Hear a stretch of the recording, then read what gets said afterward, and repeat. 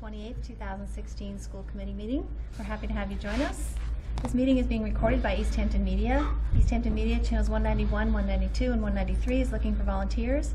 If anyone is interested in helping to tape city government meetings, please contact Kathy Lynch at 413-203-1360. And we'd like to thank Tim Riley for taping tonight's meeting for us.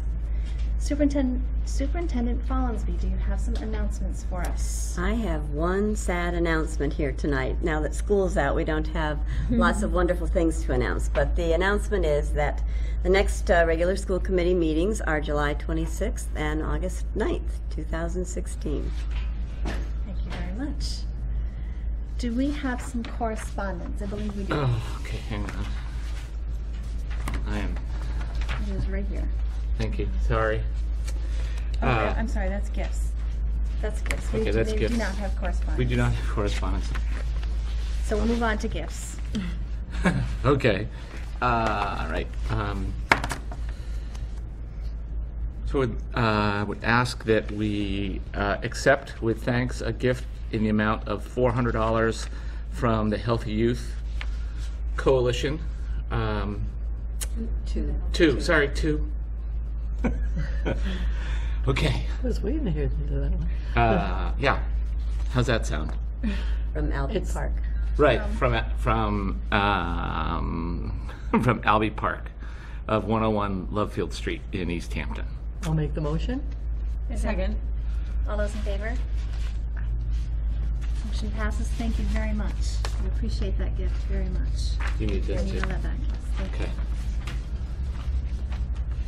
Okay, next on our agenda is our public speak portion of our meeting, where we invite anyone who would like to, from the public, come and speak to us about any topic. You're invited to do so at this time. It doesn't look as though anyone wants to do that.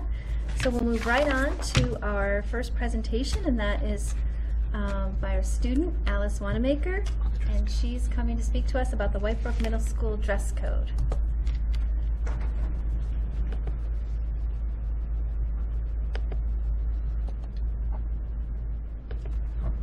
Sue, could you turn a few lights off, please?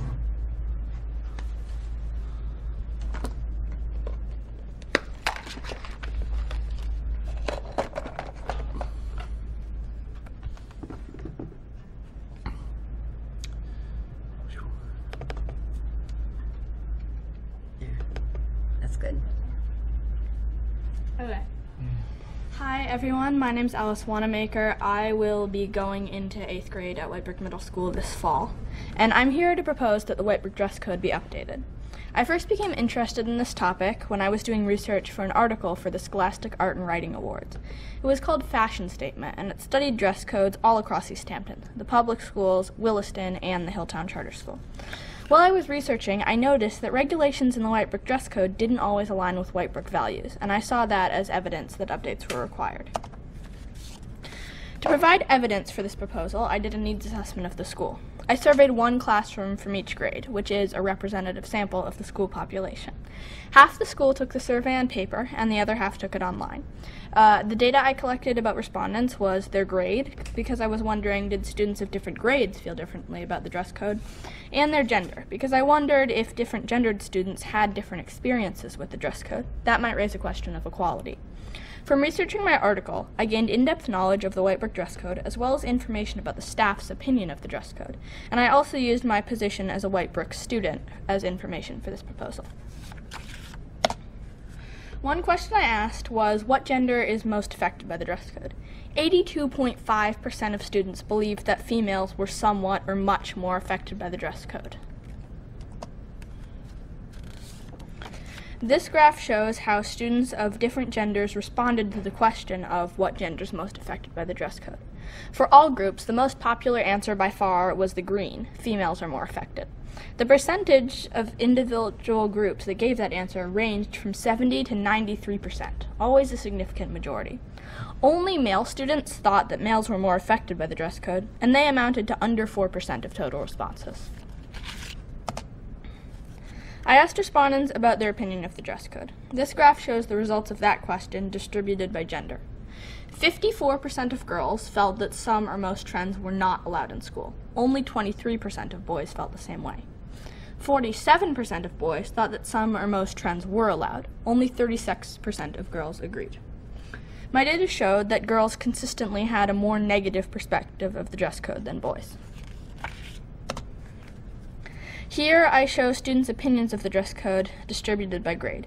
First, let's look at the green bar. From 5th to 6th grade, the percentage of students who thought more trends were allowed shrunk from 52 to 25%. And with the red bar, the percentage of students who thought more trends were not allowed rose from 24 to 50% from 5th to 6th grade and stayed consistently high throughout 7th and 8th grade. After 1 year under the dress code, students' opinions of the dress code became much more negative. I asked students how often they knowingly break the dress code, and here are the responses distributed by grade. The percentage of students who sometimes or often break the dress code rises with every grade level, from 0% in 5th grade up to 20% in 6th grade, to 24% in 7th grade, and all the way up to 36% in 8th grade. Here's another way of looking at the same data. This graph shows the steady increase in the percent of students who regularly break the dress code in each grade. This graph shows responses to my question about breaking the dress code, but this time distributed by gender. 45% of students never knowingly break the dress code. However, this includes 67% of boys, but only 29% of girls. I asked all students who regularly broke the dress code, to clarify who gave the answer, I sometimes or often break the dress code, how often they were approached by a teacher for breaking the dress code. There are some limitations to this data, mainly that there were very few non-female students who regularly broke the dress code. However, I did notice something discomforting, which was that only female students reported being approached almost every time they broke the dress code. Here I show all the responses from all students who gave an answer other than I never break the dress code. Out of all students who sometimes or often break the dress code, 75% were rarely or never approached by a teacher for it. You may have noticed that when I started this presentation, I was wearing a very conspicuous hat. The current dress code does not allow hats in school. I wore that hat for an entire school day, including gym class, and I was not dress coded for it. I'd now like to transition to some information I got about the dress code that's not in the form of charts and graphs. I apologize for interrupting, but can I ask one clarifying question just so that I can follow what you're saying? When you use the term trends, can you just tell me a little bit more? I think I know what that means. So clothing that is currently fashionable. Okay, great, thanks. So the 5 items up here are currently banned in school. They apply mainly to female students. Although anyone is able to wear these items, they're not part of typically male fashion. There are no guidelines that do not apply to socially acceptable female fashion. These are some quotes from Whitebrook faculty about the dress code, which I heard in interviews for my Scholastic article. I'm not okay with using thinking and language in the classroom that I don't believe in. I don't get involved with it. That's from a teacher at Whitebrook Middle School. If a dress code is too strict, it takes away people's sense of identities. That's from the principal at Whitebrook. Obviously, I don't have enough data to make generalizations about all faculty's opinions of the dress code. However, these quotes do show that not all staff members are supportive of the current dress code, which amplifies my finding that the dress code is not currently enforced. As an open response question on my survey, I asked students how they would dress if they did not have to follow the dress code. Here are a few of the responses I received. I would be able to wear things I want to wear instead of having to wear clothes that I don't like wearing. I would wear everything in my closet instead of having to search for something to wear. I would be able to wear certain clothes that I usually wear outside of school. These quotes show that students often wear clothing that is against the dress code while they're outside of school, and that the dress code makes it more difficult for them to find an outfit they like in the morning. And here are the conclusions I drew from my survey. Most students believe that females are more impacted by the dress code than males. It's problematic that we have a set of rules that affect some students more than others. It sets a precedent to students that it is okay to restrict girls more than boys.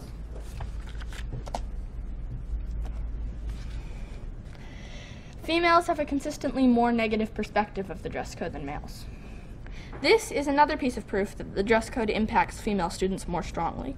If all students were equally affected by the dress code, there wouldn't be a gender divide in opinions of the dress code.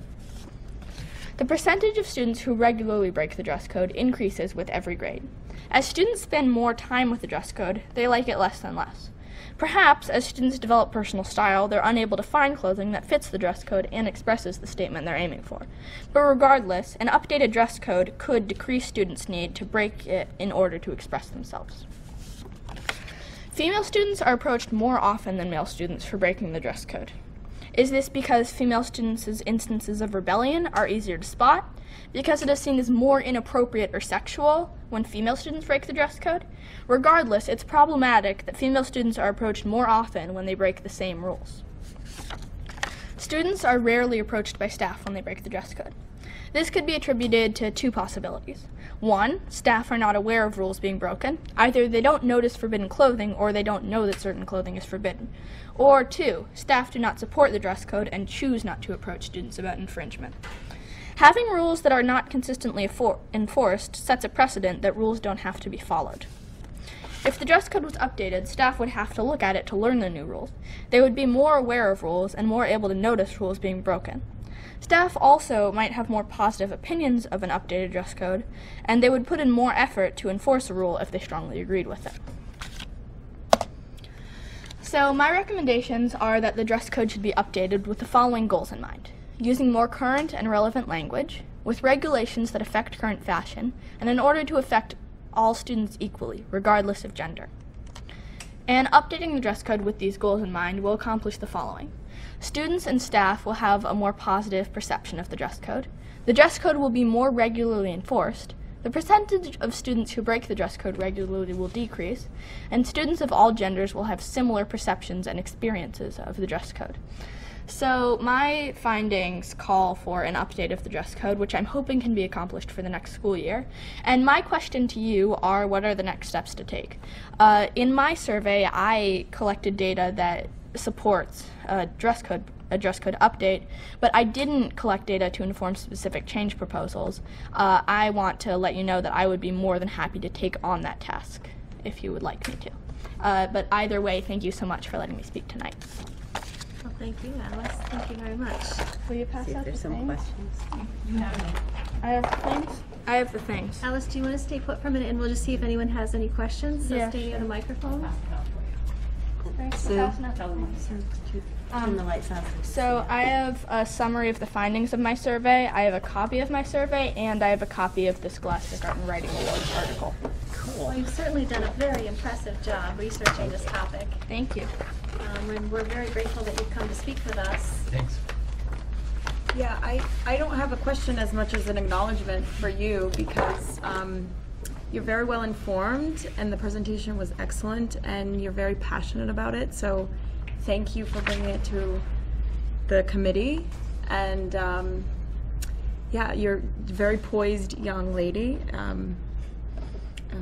Yeah, I acknowledge you for your presentation. Thank you. And Alice, I think you said early on in your presentation that your interest in doing this survey came from something else you had done previously. And what was that you had done previously? Was that with the, could you tell us a little more about that? Yeah, so I entered the Scholastic Art and Writing Awards. I wrote an article in the journalism category called Fashion Statement, which was about dress codes and some common problems with them and how those could possibly be addressed. It was a little bit more general, like it was speaking to dress codes all across the country, but I looked specifically at all the dress codes in East Hampton. Mm-hmm. And that was the germ of this idea that you had to do something here in East Hampton. Yeah, I noticed specifically, well, I noticed some problems in all of them, but that was the one that affected me most, so that was the one that I had the most motivation to do something about. Thank you, Alice, for taking the time to do this. Thank you. No, very well presented, Alice. A lot of time and effort had to go into this. And very good research. Yeah. I like the fact that you included all this data. Yeah. I think at this point, what we would suggest is, I'm sure you maybe have already presented this to your principal and vice principal Yes, at the school. I presented to the school committee before coming here, and I got a unanimous vote of approval to bring it on to this committee. School School council, council. right. I Cool. see. So what's the procedural Yeah, what do we need to do? direction? So I would think that it Wouldn't would this be be, policy? the next step would be for, perhaps you could lead the effort with your principal and vice principal to come up with a revised dress code, what you propose. Yeah, I haven't started collecting data for that, but I have been working on like thinking of ways that I could collect data for that type of proposal. So maybe you could work with your leadership at the school and the school council and come up with a recommendation, and then you could bring that recommendation to us ultimately for us to approve it. It would have to go to policy, right? Deb? Well, Would it go actually, to it your would have to go to policy? the school first. No, after After the school. that, Right. when it comes back to the school committee, would it We have haven't to go to policy? Typically had that, Not for student handbooks. yeah, no. But handbook changes, we can take We care can of just- in the committee of the whole, Right. correct? Right. When we- It might be if you're finding that it's at all. I say this, Alice, we just had a lengthy conversation last month at Williston about the dress code, and every 3 or 4 years, it's a topic. I'm not sure how frequently it comes up in it has in your experience here, and there's a lot that you've identified that comes up persistently. I will tell you, it is so resonant with me that on Friday morning, when I was watching the news from the vote in Great Britain on the EU, and I was watching one of the reporters who was on the floor of the stock exchange in New York, and I noted that she was in a moment she knew she was going to be on national television, was out of the Williston dress code. That the way she was dressed in that moment would have earned her some kind of intervention for being dressed inappropriately in a way that you've already identified as one of the ways here. So the complexity of this is clear when the messages that particularly young women see from a professional role model who's dressed in a way that would contradict Whitebrook's and Williston's dress code. I think it only testifies to the difficulty of this. I'm not sure whether it's necessarily a statement about whether that's right or wrong, but it was instantly clear. I picked up the phone and called the dean of students and said, here's part of the challenge for students, is that what they see in a professional context, were they to dress that way in school, and how do we negotiate that? Does that mean that professional standards are complicated, which was, to be frank, part of my first thought, but also looking at it from the perspective of students, how do we mediate between what the broader cultural world is telling you and what the specific rules are? Well, I like with your survey, the first thing I noticed, first of all, is how detailed it is. But you have a list of, your third question. These are currently banned, which should be allowed. So being very specific like that obviously is very useful and helpful. So, and I am just interested in the process. And as I think, I remember, and it seemed like last year with the high school, there was a lot of discussion about the dress code. So it's. So I think as Peter mentioned, the process would occur at the building level. Alice could continue working with her principal and assistant principal to try to develop some new guidelines. And then once those guidelines are determined at the building level, then they would come here to the school committee for final approval as part of the handbook, as you mentioned. That's great. Peter. That's great.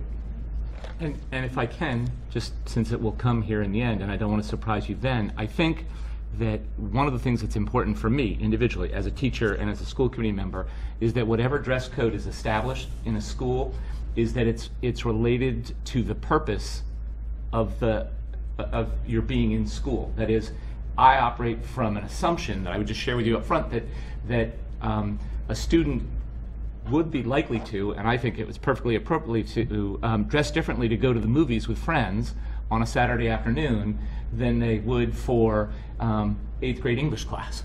And that the way we dress should convey something. And I apologize, of course, for dashing in tonight with my shoes untied.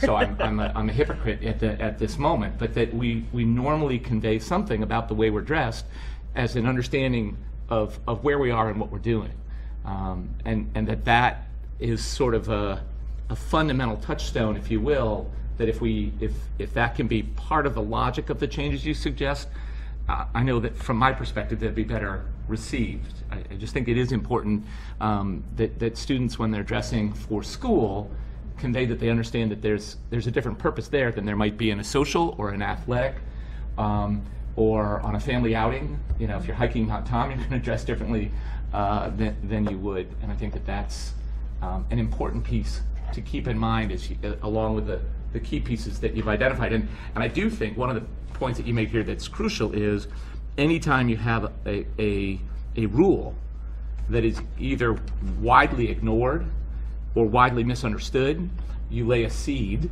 for the question of, well, what else does the school says it does that it doesn't do? And that can be deadly, right? So we want to be congruent. You know, we want to be who we are is what we say is what we do. And Alice, you also spent a lot of time talking about enforcement, how it's enforced differently or not enforced at all. So I think exactly what we were talking about, what you've done with, you know, if it's very easy to follow, everybody knows what it is, what's approved and what's not, and then that leads to enforcement, so to speak, of what doesn't comply. Yeah, I think that updates. No confusion. Yeah, updates would increase like the ability of staff to enforce the dress code, as well as the like motivation that staff have to And easy to be aware of what's, you know, what needs to be enforced. Exactly. I also just want to say, and I'm sorry that I came in late, I apologize.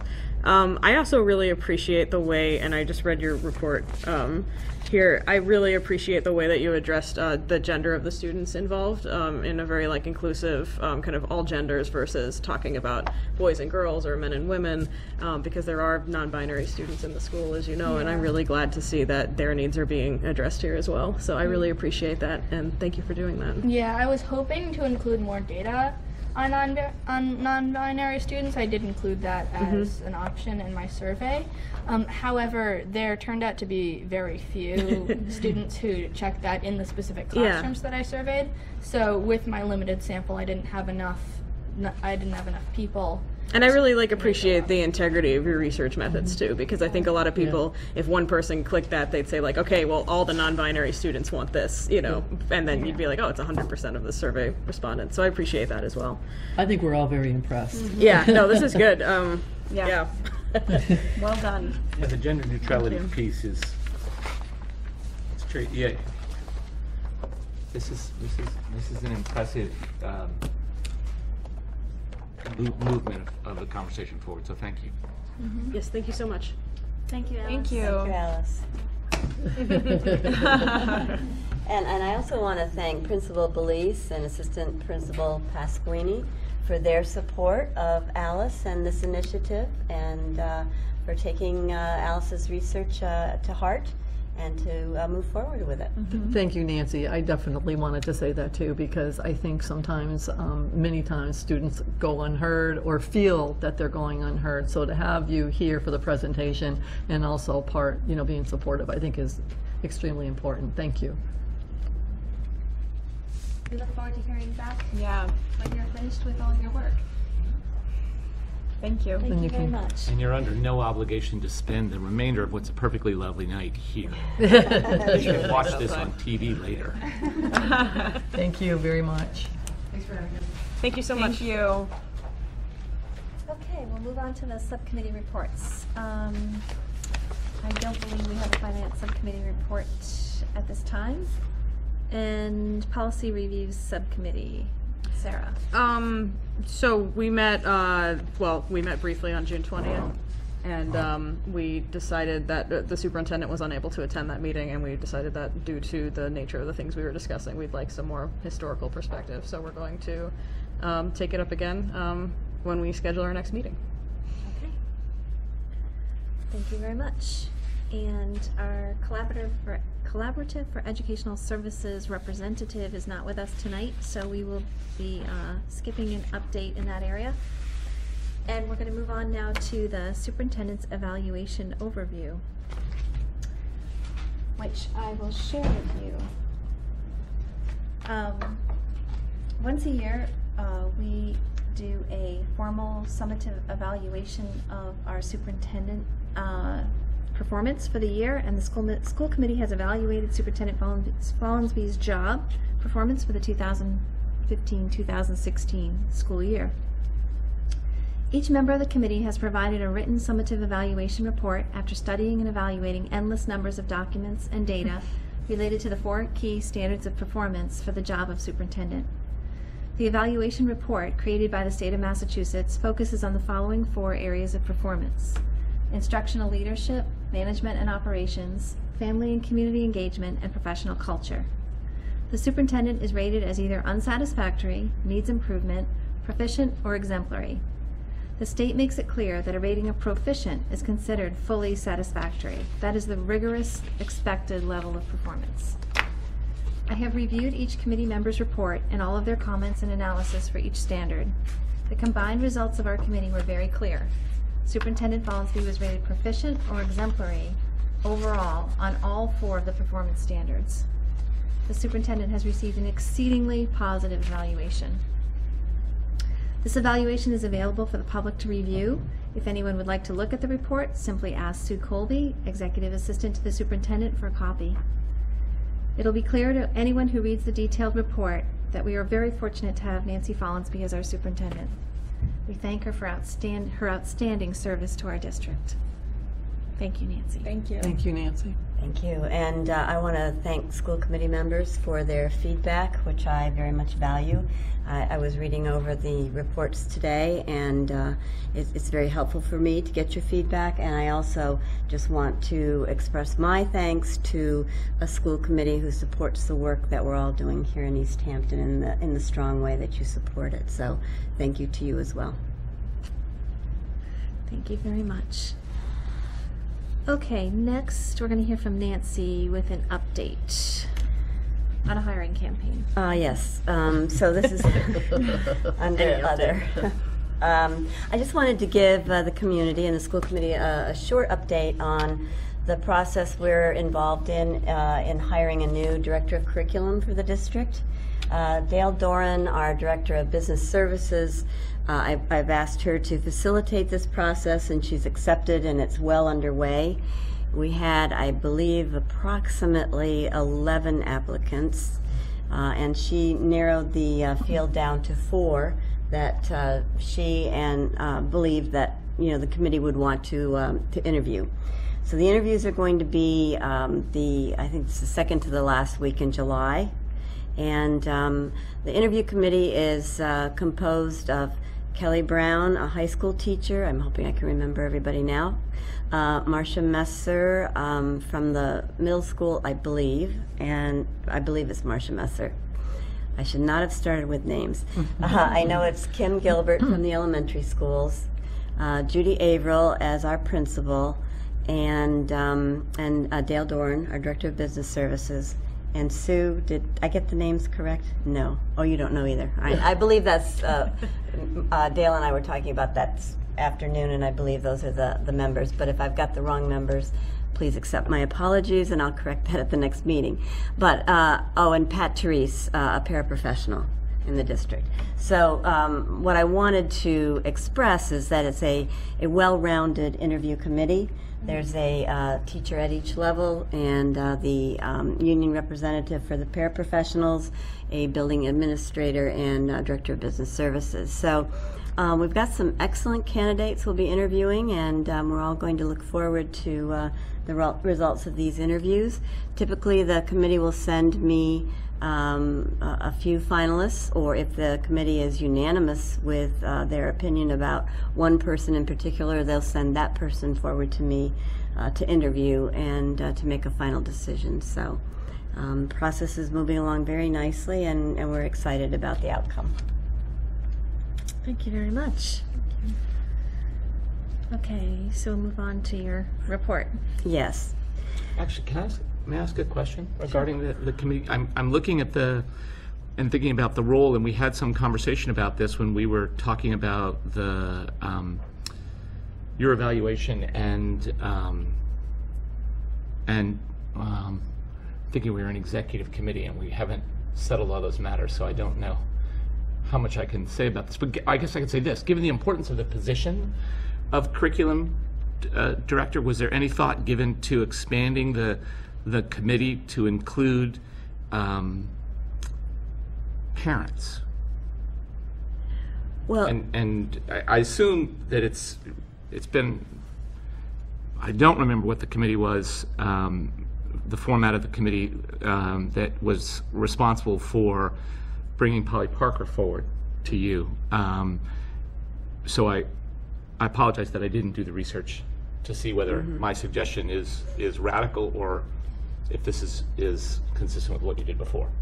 typically for a central office position, well, and particularly for the director of curriculum, Excuse me. God bless you. we haven't included parents, not that we couldn't, but parents aren't generally impacted directly by the director of curriculum. The director of curriculum works primarily with our teachers and our administrators, and it's also a grants management position, and with central office personnel in terms of establishing professional development, in terms of making sure that our curriculum is aligned with state standards, in writing our grants and in managing those grants. So most of the director of curriculum's job functions don't relate directly with parents. I mean, I think parent involvement in everything is always welcome, but typically we haven't included that in the interview committee for the director of curriculum. I believe for those reasons, but it's not something that could be considered in the future. I guess, Oops. I'm sorry, just from my perspective, I think that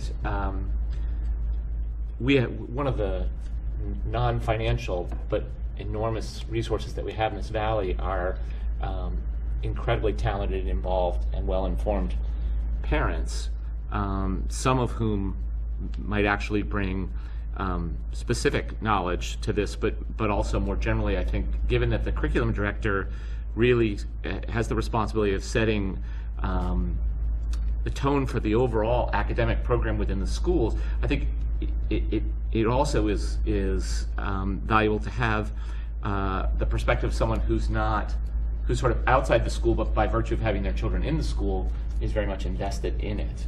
But would have, in the end, a different, as you say, not a direct working relationship. All of these folks would have a more or less direct working relationship with that person. So that's, in this case, we may be past the point where it is reasonable, if it's favorable, even if it may not be reasonable to add someone at this point, but I think that there is value to including parents in the interview committees for people of this importance, and given the role of the school councils and other organizations of parents who are involved in supporting the schools, I'm willing to bet that there's some talented people there who might, as these good folks have, agree to serve and serve the community well in that role. Mm-hmm.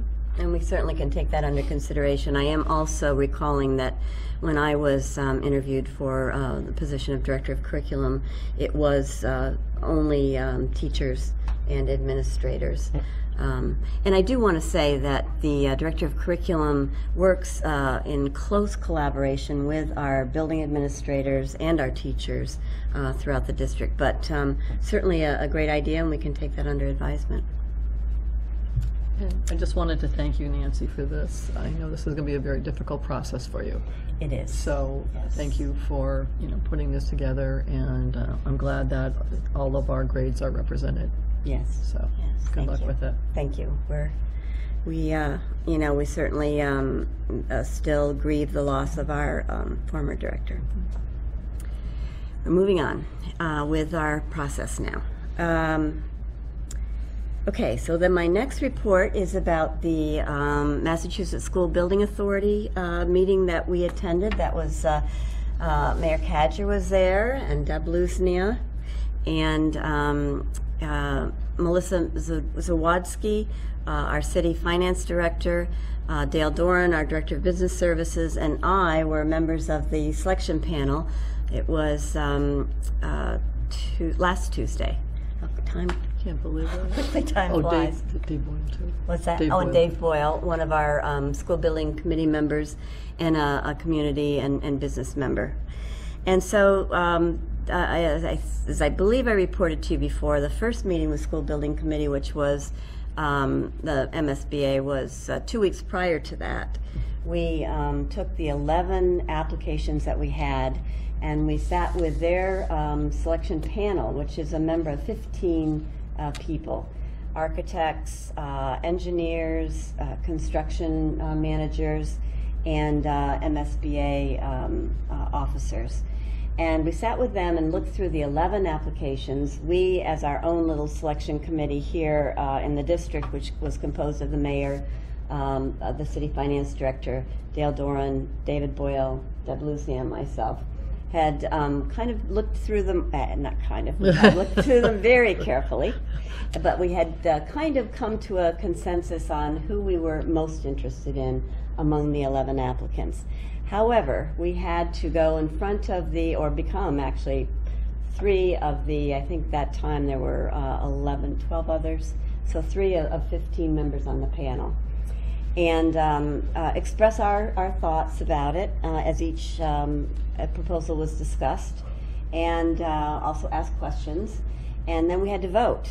And so as we voted, and each panel member, that was each of the 15 panel members, gave 3 points to the firm that they believed they liked the best, felt was the best match, 2 points to the second, and 1 point to the last. And so in that process, we narrowed the 11 applicants down to 3.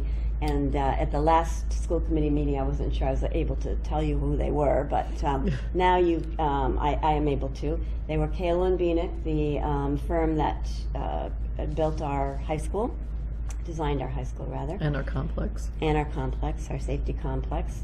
Doran Whittier, a larger firm from the eastern part of the state, who's done a number of school building projects, and Dale Doran, our Director of Business Services, had experience with that firm, very positive experience, and Lamoureux and Pagano, who also have done a number of very interesting school projects.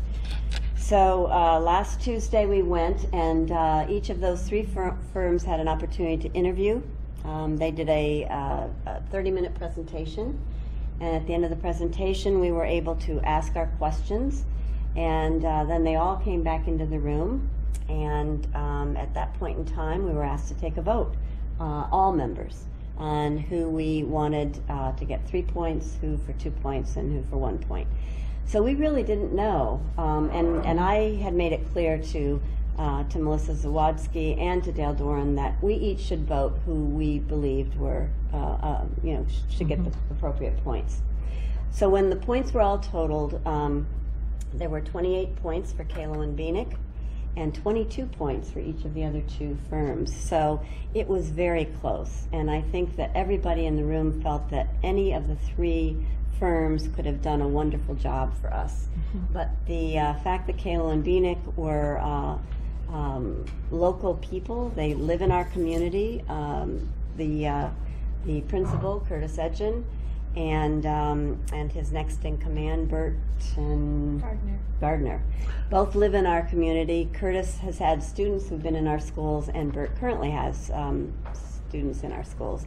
So that apparently carried, and I was pleased that it did, and that's how I spoke out, that I thought it should carry some weight, and so they listened to what we had to say, and Kalo and Bieniek were selected, and we're very excited to have them on board and to begin working with them on schematic designs for a future building project. They showed us a few designs that day, and that was pretty exciting to look at, but now they'll really get down to official designs. And Karen or Deb, I don't know if you have anything else to add to that? Well, I think it was interesting with the process, as Nancy was saying, it was 2 weeks to the day, to Tuesday, the second Tuesday. And what was scored on when they narrowed the 11 down to 3, and what their scores were there was how they came in, and were voted on into the 3. What happened last Tuesday was the slate's clean, so they start fresh. And the vote coming in, I thought they did an excellent job. It was very interesting to see that everybody in the room felt that we were in good hands no matter what. and stated that. And these, I thought it was rigorous, very tough. The competition was extremely tough. And I totally agreed with Nancy when it came down to that, you know, each one of them would do a wonderful job. We have locally here, you know, 2 members that live here, two people of the firm that live here, but also we have our proof. We have 2 buildings that we have worked with them on. So it definitely, you know, in this instant, local matters. It definitely came down to that, and it makes me smile. I know Nancy will laugh too. With as far as the Mass School Building Committee, they have no problem speaking up, and if there is anything that is not up to par, they are on it. So it was very tense. Very tense. And I might add, I forgot to mention that the vote is public. The transparency is incredibly stringent. We were not allowed to leave the room. The 3 of us were not allowed to talk to each other. And as soon as the last interview occurred, as I said, we each voted. We did it on 2 sheets. We did it on 1 sheet, passed that in, recorded it on our 2nd sheet, and then there was a roll call, and we were each asked to say the name of the group and how many points we had given to them. So everybody went around the table and did that, and all of the firms were in the room while we did that. So everybody knew exactly what it. And were there 10 members of MSBA that day, and then 3? 'Cause I think I counted 10 at the table. Yes, I believe so. And then you 3. Yes. So there's no telling how the vote's going to come out. No, but we didn't know until we added it up. right. So we were. Of course, we were frantically adding it up after There was a lot of excitement. votes come in. Deb, I don't know if you wanted to add anything. I think you covered it all. So stay tuned. We're on to some really exciting times ahead. We're really very, very excited. That's great. Yes. Thank you. At our next meeting, if it would be possible to get an update, sort of putting the whole project in context in terms of what the possibility, because there's a range of possibilities that have been discussed in the past, and there's a range of preferences, and then there's a range of possibilities. So I think it would be useful for us to hear, perhaps, given where we're at now, a little bit of the backstory and where things will go next. Yeah, and that would be very timely to do it at this point now that we've Now that we have a decided designer. on designer, exactly. Any other questions or comments on that? Okay. And then the only other update that I had, I just thought that you'd all find it interesting. We opened 43 choice seats in our district this year. And at this point, we only have 5 left. And we also have a number of families who are on wait lists for grades where we weren't able to take in any other students, or we had taken in a couple earlier and then didn't have space to take more in. But they wanted to be on wait lists in case something opened up during the year. So we're feeling very pleased about that. Where are the 5 seats that are still open? There are 3 at the high school and 2 at the middle school in our 2 bigger buildings. That one, Peter. Our 2 bigger buildings. And oftentimes, by the time school starts, those seats are filled as well. But I will keep you updated. Thank you. Okay, moving on, we have school choice opening requests. We have one for Maple School Grade 2, 1 slot request to open for 2016-2017. Correct, and this is a student at Maple whose family is moving to Northampton over the summer and wishes to remain at Maple School. Correct. So approval of this request, according to the principal, Judy Averill, would not change current class sizes. It would simply allow a student who's currently in the school system to remain in the system that they prefer to be in. Good to know. I'll make the motion. Second? All those in favor? Motion passes. Thank you very much. Okay, we have some minutes to approve. We have Yep. May 19th, 2016. So I think we actually need to approve the May 10th minutes. There was some discussion. Right. At And the- do you have them? I do. Okay. So I would move that we approve, you'll recall this is the one that, well, at least in part, this brought up the question of whether people who were actually at that meeting could vote, and they can. They can also choose to abstain still, but they're, the first item that we would need would be a motion to approve the minutes of the May 10th, 2016 meeting. It was third on the list, but that's okay. If you want to do it first, that's okay. We'll let you. It's fine. Okay. So Sorry, it was first in the pile. I have one thing I noticed about those May 10th meetings, and that is the name of the parent that came and spoke with us, Michelle Gagnon. Her name is not spelled correctly in the minutes under the public speak Gotcha. paragraph. What is the correct spelling? Okay. Gageoghan or something. That's, I'd have to look it up. I honestly I would can be find afraid to that for say. you, Sue. Okay, so, But it's very different than what's here, so I thought we should be sure to have that recorded properly. all right, It's pronounced, it sounds the same, but it's spelled very differently. right. Okay. So would we want to approve that with that change? Yeah. Is there a motion? Sure. Second. Okay. All those in favor of approving the May 10th, 2016 school committee meetings? With the change Minutes noted. with the change noted? Yes. And I abstained again. Thanks. Okay, motion passes. One abstention. So then, You pick which one you want to do. no, I'm gonna do this now, because this is great, because these, so that, May 19th? I just signed the Like a whole hour executive there. session. I just signed that. It needs to be voted on as well. It's not. So here, how's that? Okay, We'll do one all that's right. not even on the list. Okay. Here's the motion for the minutes for the executive session from June 20th for discussion of superintendent evaluation and contract negotiation. Second. All those in favor? Motion passes, one abstention. Okay. Hang on, Moving I'm on. getting there. I'm trying to keep things. All right, so now, where's May 19th? I have a copy right here. Hang on, I'm sure it's here. Yeah, look. Okay, That was a work session. motion.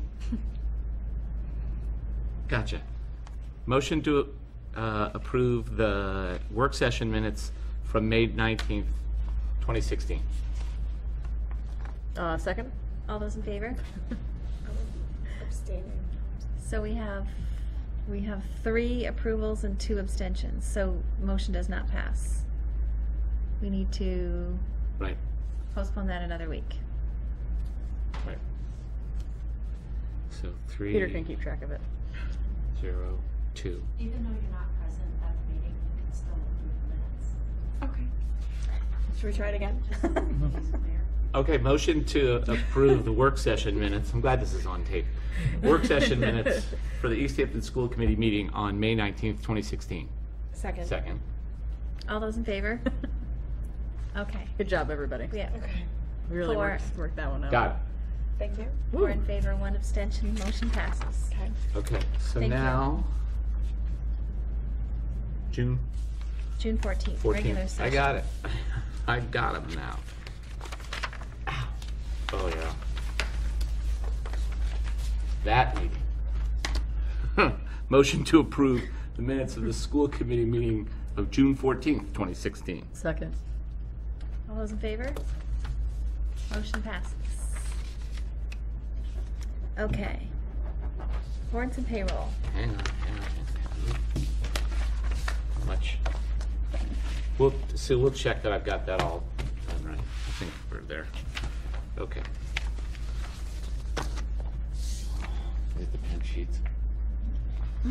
It's been a while since I've read these. Motion to approve the school payroll dated 23 June 2016 in the amount of $905,575.99. Second. Yes, 905,000, it's a large number, $905,575.99. Is there a second? Yes, second. All those in favor? Just, Didn't repeat it. just an, yeah, I know, you got away with that, that was nice. Sorry. Just a note for people, because that is an unusually large number, but that's because the payroll for staff is paid for over the summer at the end of June. So even So though it's all of them. that's why the number jumps, and then it goes down dramatically in July and August. So, okay. I just remember when I came in and looked at it to sign, I was like, wow, and then I remember.